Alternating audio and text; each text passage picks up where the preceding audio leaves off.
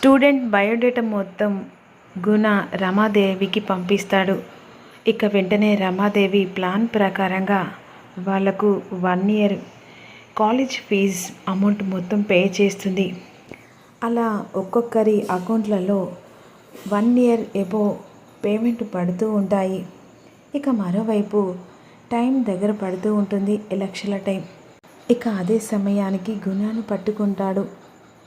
ఎలాగైనా నువ్వు స్టూడెంట్ని కిడ్నాప్ చేశావని నాకు ముందే అర్థమైందని ప్రేమ గుణతో గొడవ పడుతూ ఉంటాడు.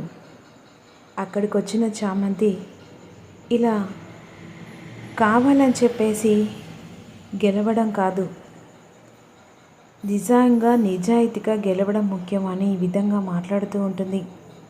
అయినా ఇప్పుడు నిషానే గెలుస్తుంది అని విధంగా బ్లాక్మెయిల్ చేస్తూ ఉంటాడు. నువ్వు ఇలా చెప్తే వినవరా అని అనేసరికి గుణ వెంటనే ఇక నేను తగ్గేదే లేదు, ఎలాగైనా సరే అని చెప్పేసి వెంటనే ప్రేమ్ కాలర్ పట్టుకుంటాడు గుణ.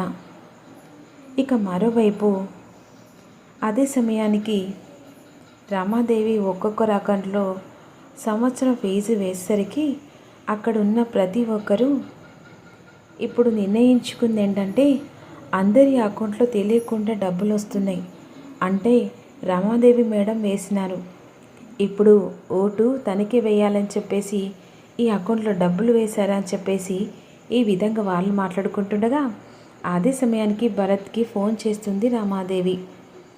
ఇక నేను చెప్పేది జాగ్రత్తగా వినండి, నేను ప్రతి ఒక్కటి మీకు హెల్ప్ చేస్తాను. ఇప్పుడు డబ్బు ఎలా వచ్చిందని అందరు కలిసి ఆలోచిస్తున్నారు కదా, ఆ డబ్బు నేనే వేశాను.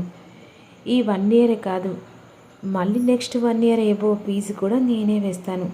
మీరు ఏం చేయాలంటే ఏం లేదు, నిషాను గెలిపిస్తే చాలు అని అన్న తర్వాత ఇక భరత్ ఎట్టి పరిస్థితిలో నిషా గెలవదు, చామంతి గెలుస్తుంది అంటుండగా అక్కడున్న ఒక వ్యక్తి లేదురా, మేము నిషాకే ఓటు వేస్తాం, చామంతికి ఓటు వేయం.